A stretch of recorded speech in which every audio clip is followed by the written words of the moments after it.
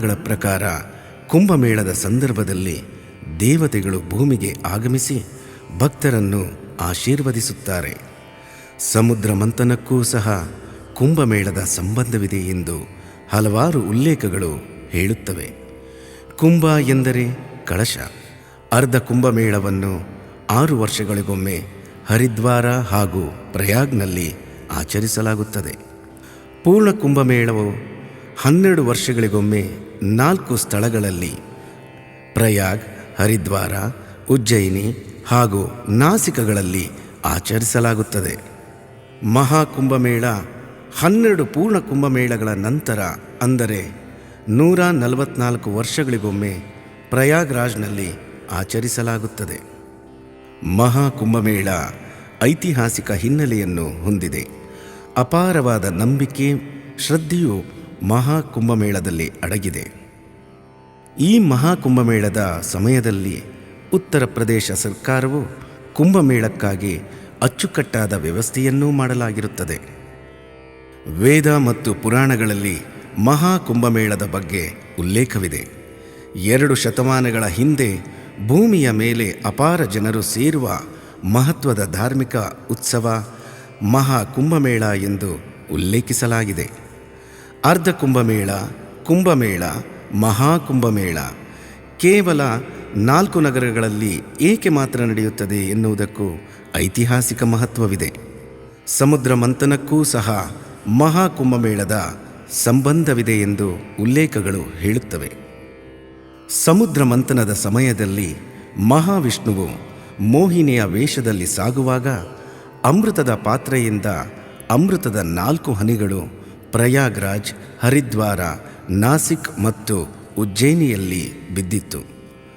ಆದ್ದರಿಂದ ಈ 4 ಸ್ಥಳಗಳಲ್ಲಿ ಪವಿತ್ರ ತೀರ್ಥ ಸ್ಥಳಗಳು ಎಂದು ಗುರುತಿಸಲಾಗಿದೆ. ಇಲ್ಲಿ ಹರಿಯುವ ನದಿಗಳಲ್ಲಿ ತೀರ್ಥ ಸ್ನಾನ ಮಾಡಿದರೆ ಮೋಕ್ಷ ಸಿಗುತ್ತದೆ ಎಂಬ ನಂಬಿಕೆಯೂ ಇದೆ. 4 ನದಿಗಳ ತೀರದಲ್ಲಿ ಕುಂಭಮೇಳ, ಮಹಾಕುಂಭಮೇಳ ನಡೆಯುತ್ತದೆ. ಹರಿದ್ವಾರದಲ್ಲಿ ಮತ್ತು ಪ್ರಯಾಗ್ರಾಜ್ನಲ್ಲಿ ಗಂಗಾ ನದಿ, ಯಮುನಾ ಮತ್ತು ಪೌರಾಣಿಕ ಸರಸ್ವತಿ ನದಿಗಳ ಸಂಗಮ, ಉಜ್ಜಯಿನಿಯಲ್ಲಿ ಕ್ಷಿಪ್ರಾ ಮತ್ತು ನಾಸಿಕ್, ತ್ರಯಂಬಕೇಶ್ವರ, ಗೋದಾವರಿ ನದಿಗಳ ತಟದಲ್ಲಿ ಇದು ನಡೆಯುತ್ತದೆ. ಕುಂಭಮೇಳದ ಸಮಯದಲ್ಲಿ ಈ ನದಿಗಳಲ್ಲಿ ಸ್ನಾನ ಮಾಡುವುದರಿಂದ ಪಾಪ ತೊಳೆದು ಹೋಗುತ್ತವೆ ಮತ್ತು ಪುಣ್ಯ ಸಿಗುತ್ತದೆ ಎಂಬ ನಂಬಿಕೆಯೂ ಇದೆ. ಹಿಂದೂ ಧರ್ಮದಲ್ಲಿ ಗಂಗಾ ನದಿಯ ಮಹತ್ವವು ಎಲ್ಲರಿಗೂ ತಿಳಿದಿದೆ. ಆದರೆ ಕ್ಷಿಪ್ರಾ ನದಿಯನ್ನು ವಿಷ್ಣುವಿನ ವರಹ ಅವತಾರದಲ್ಲಿ ಅವರ ಹೃದಯದಿಂದ ಉದ್ಭವಿಸಿದೆ ಎಂದು ನಂಬಲಾಗುತ್ತದೆ. ಗೋದಾವರಿಯನ್ನು ದಕ್ಷಿಣ ಗಂಗಾ ಎಂದು ಕರೆಯಲಾಗುತ್ತದೆ. ಮಹಾಕುಂಭಮೇಳದ ದಿನಾಂಕವನ್ನು ಹೇಗೆ ನಿಗದಿಪಡಿಸಲಾಗುತ್ತದೆ ಎಂಬ ಕುತೂಹಲವು ಮೂಡಿಸುವ ಅಂಶವಾಗಿದೆ.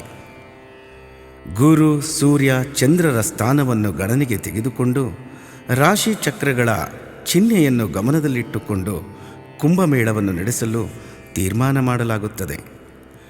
ಗುರು ಸೂರ್ಯನ ಸುತ್ತ ಒಂದು ಸುತ್ತು ಬರಲು 12 ವರ್ಷಗಳು ತೆಗೆದುಕೊಳ್ಳುತ್ತದೆ. ಆದ್ದರಿಂದ ಕುಂಭಮೇಳವನ್ನು 12 ವರ್ಷಗಳ ಅವಧಿಯಲ್ಲಿ 4 ಬಾರಿ ಆಚರಣೆ ಮಾಡಲಾಗುತ್ತದೆ.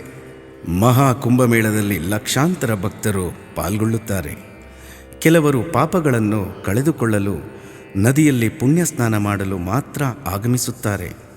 ಆದರೆ ಕಲ್ಪವಾಸಿ ಎಂದು ಕರೆಯಲ್ಪಡುವವರು ನದಿಯ ತೀರದಲ್ಲಿಯೇ ಉಳಿದುಕೊಳ್ಳುತ್ತಾರೆ. ದೈನಂದಿನ ಜೀವನದ ಹೋರಾಟದಿಂದ ವಿಶ್ರಾಂತಿ ಪಡೆಯಲು ಮತ್ತು ಆಧ್ಯಾತ್ಮಿಕ ಶ್ರೇಯಸ್ಸನ್ನು ಸಂಪಾದಿಸಲು ಹಲವರು ಇಲ್ಲಿ ವಿವಿಧ ರೀತಿಯ ದಾನಗಳನ್ನು ನೀಡುತ್ತಾರೆ. 12ನೇ ಶತಮಾನದಿಂದ ಕುಂಭಮೇಳ ರಾಜಮನೆತನದ ಪ್ರೋತ್ಸಾಹದ ಮೂಲಕ ನಡೆಯುತ್ತಿತ್ತು. ಸ್ವಾತಂತ್ರ್ಯ ಸಂಗ್ರಾಮದ ಬಳಿಕ 1954ರಲ್ಲಿ ಮೊದಲ ಕುಂಭಮೇಳವನ್ನು ಆಯೋಜಿಸಲಾಗಿತ್ತು. ಪವಿತ್ರ ನದಿಗಳ ತಟದಲ್ಲಿ ಸ್ನಾನಘಟ್ಟ, ದೇವಾಲಯಗಳು ಅಭಿವೃದ್ಧಿಗೊಳ್ಳುತ್ತಿದ್ದಂತೆಯೇ ಕುಂಭಮೇಳಗಳು ಜನಾಕರ್ಷಣೆಗಳನ್ನು ಗಳಿಸಿದವು. ಈ ಒಂದು ಕುಂಭಮೇಳದಲ್ಲಿ ಸ್ನಾನ ಮಾಡಿದರೆ ಜನ್ಮ ಜನ್ಮಾಂತರ ಪಾಪಗಳನ್ನು ಕಳೆದು ಪುಣ್ಯದ ಫಲಗಳನ್ನು ಪಡೆಯುತ್ತಾರೆ. ರೋಗ ರುಜಿನಗಳಿಂದ ಮುಕ್ತಿ ಪಡೆಯುತ್ತಾರೆ. ಜನ್ಮದಲ್ಲಿ ಬೇಕಾಗುವಂತಹ ಎಲ್ಲ ಸುಖ, ಶಾಂತಿ, ನೆಮ್ಮದಿಯನ್ನು ಪಡೆದು ಸಂಪೂರ್ಣವಾದ ನೆಮ್ಮದಿ ಜೀವನವನ್ನು ಪಡೆಯುತ್ತಾರೆ ಎಂಬ ನಂಬಿಕೆಯೂ ಇದೆ.